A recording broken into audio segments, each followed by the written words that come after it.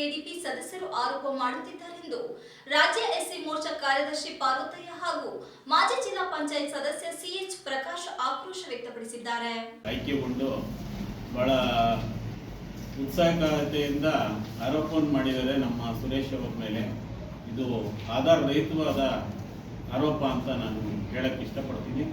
ಜೊತೆಗೆ 28 ಇಲಾಖೆಯ ಪ್ರಗತಿಯ ಪರಿಶೀಲನೆ ಮಾಡುವ ಸಂದರ್ಭದಲ್ಲಿ ಅವರು ಜಂಟಿ ಸುದ್ದಿಗೋಷ್ಠಿಯಲ್ಲಿ ಮಾತನಾಡಿದ ಅವರು 2 ದಿನಗಳ ಹಿಂದೆ ಕಾಂಗ್ರೆಸ್ನ ಕೆಡಿಪಿ ಸದಸ್ಯರು ಬೇಲೂರಿನ ಶಾಸಕರಾದ ಸುರೇಶ್ ಅವರು ಅಧಿಕಾರಿಗಳ ಮೇಲೆ ದರ್ಪ ತೋರುತ್ತಿದ್ದಾರೆ ಹೊರತು ಯಾವುದೇ ಅಭಿವೃದ್ಧಿ ಕಾರ್ಯಗಳನ್ನು ಮಾಡುತ್ತಿಲ್ಲ.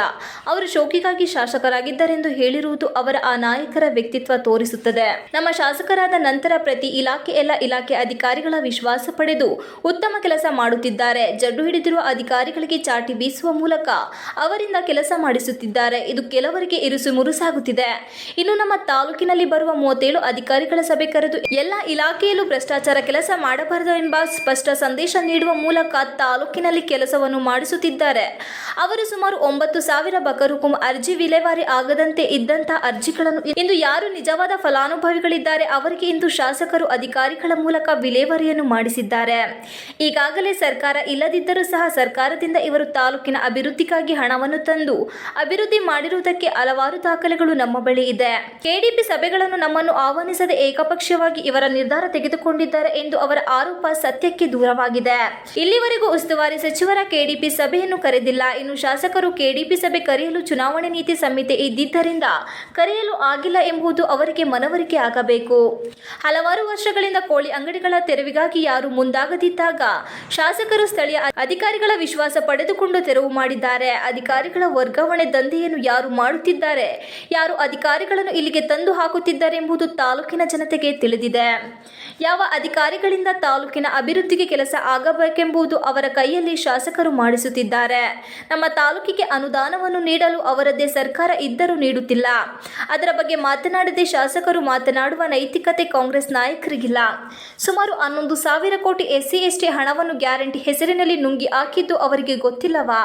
ಇನ್ನು ತೆಲಂಗಾಣದ ಚುನಾವಣೆಗೆ 180 ಕೋಟಿ ಹಣವನ್ನು ಅಲ್ಲಿಗೆ ನೀಡಿದ್ದು ಎಷ್ಟು ಸರಿ? ಆ ಪಕ್ಷದವರಿಗೆ ನಾಚಿಕೆ ಆಗುವುದಿಲ್ಲ ಎಂದು ಕಿಡಿಕಾರಿದ ಅವರು, ತಾಲೂಕಿನಲ್ಲಿ ಯಾವ ರಸ್ತೆಗಳು ಏನಾಗಿದೆ ಹಾಗೂ ಎಷ್ಟು ಅಭಿವೃದ್ಧಿಯಾಗಿದೆ ಎಂದು ನಮ್ಮಲ್ಲಿ ದಾಖಲೆಗಳಿವೆ.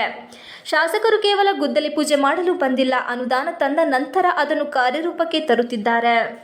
ತಾಲೂಕಿನ ಸಮಗ್ರ ಅಭಿವೃದ್ಧಿಗೆ ಭ್ರಷ್ಟಾಚಾರ ರಹಿತವಾಗಿ ಕೆಲಸ ಮಾಡುತ್ತಿರುವ ಶಾಸಕರ ಮೇಲೆ ಈ ರೀತಿ ಆರೋಪಗಳು ಸರಿಯಲ್ಲ. ಈಗಾಗಲೇ ಶಾಸಕರಿಗೆ ಅನುದಾನಕ್ಕೆ ಅಡ್ಡಗಾಲು ಹಾಕುತ್ತಿರುವುದು ಯಾರು ಎಂಬುದು ಆರೋಪ ಮಾಡುತ್ತಿರುವವರಿಗೆ ತಿಳಿದಿಲ್ಲವೇ? ಶಾಸಕರ ಜೊತೆ ಅವರು ಸಹ ಅನುದಾನ ತಂದು ಅಭಿವೃದ್ಧಿ ಮಾಡಲು ಕೈಜೋಡಿಸಲಿ, ನಾವು ಅವರನ್ನು ಸ್ವಾಗತಿಸುತ್ತೇವೆ. ಅನೇಕ ಕಾಮಗಾರಿಗಳು ರಸ್ತೆ ಸೇರಿದಂತೆ ಇನ್ನಿತರ ಸುಮಾರು 100 ಕೋಟಿಗೂ ಹೆಚ್ಚು ಕೆಲಸ ಆಗುತ್ತಿದೆ. ಅಧಿಕಾರಿಗಳ ವರ್ಗಾವಣೆ ದಂಧೆ ಮಾಡುತ್ತಿರುವ ಆ ಪಕ್ಷದ ಪ್ರಬಲ ನಾಯಕರೇ ಮಾಡುತ್ತಿದ್ದಾರೆ. ಇನ್ನು ನಮ್ಮ ಶಾಸಕರ ಮೇಲೆ ಸುಮ್ಮನೆ ಆರೋಪ ಮಾಡುವ ನೈತಿಕತೆ ಇಲ್ಲ ಎಂದರು. ಈ ಸಂದರ್ಭದಲ್ಲಿ ಮುಖಂಡರಾದ ಮಂಜುನಾಥ್, ಪುರಸಭೆ ಸದಸ್ಯ ಪ್ರಭಾಕರ್, ನಗರಾಧ್ಯಕ್ಷ ವಿನಯ್, ಗಂಗೇಶ್ ಹಾಜರಿದ್ದರು. ನಮ್ಮ ಶಾಸಕರಲ್ಲ, ಒಂದು ಕಾರ್ಯಕ್ರಮ ದೇವಸ್ಥಾನದ ಒಂದು ಕಾರ್ಯಕ್ರಮ ನಡೀತಾ ಇರುತ್ತೆ. ಆ ನಡೆಯುವ ಸಮಯದಲ್ಲಿ ಅಡ್ಡಗಾರರಿಗೆ ಮತ್ತೆ ತಹಶೀಲ್ದಾರರಿಗೆ ಆಗಿದ್ದಂತ ತಹಶೀಲ್ದಾರರಿಗೆ ಇದು ನಡೆಯುತ್ತೆ. ವಾದವಿವಾದಗಳು ನಡೆದು ಅವರು ಅಡ್ಡಗಾರರು ಅದನ್ನು ಬಹಿಷ್ಕಾರ ಮಾಡ್ತಾರೆ. ಆ ಬಹಿಷ್ಕಾರ ಮಾಡುವಂತ ಸಮಯದಲ್ಲಿ ಮಾನ್ಯ ತಹಶೀಲ್ದಾರ್ ಅವರು ಜಿಲ್ಲಾಧಿಕಾರಿಗಳ ದೂರನ್ನಾಗ್ತಾರೆ. ಜಿಲ್ಲಾಧಿಕಾರಿಗಳ ಖುದ್ದಾಗಿ ಬಂದು ಅವ್ರಿಗೆ ಕ್ಷಮೆ ಕೇಳ್ತಾರೆ. ಯಾರಿಗೆ? ಬಹುಶಃ ತಮ್ಮೆಲ್ಲರಿಗೂ ಗೊತ್ತಿರುತ್ತೆ ಅಂತ ಅಂದ್ಕೊಂಡಿರ್ತೀನಿ ನಾನು. ಅವ್ರಿಗೆ ಅಡ್ಡಗಾರರಿಗೆ ಕ್ಷಮೆ ಕೇಳ್ತಾರೆ.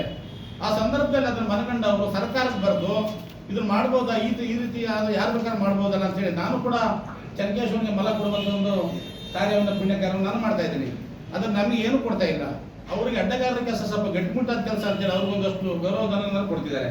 ಹಾಗಾಗಿ ಈ ಅಡ್ಡಗಾರರ ವಿಚಾರದಲ್ಲಿ ನಮ್ಮ ಶಾಸಕರದ್ದು ಯಾವುದೇ ತರಹದ ಹಸ್ತಕ್ಷೇಪ ಇಲ್ಲ ಅನ್ನೋದನ್ನು ನಾವು ಈ ಮೂಲಕ ಹೇಳಕ್ಕೆ ಇಷ್ಟ.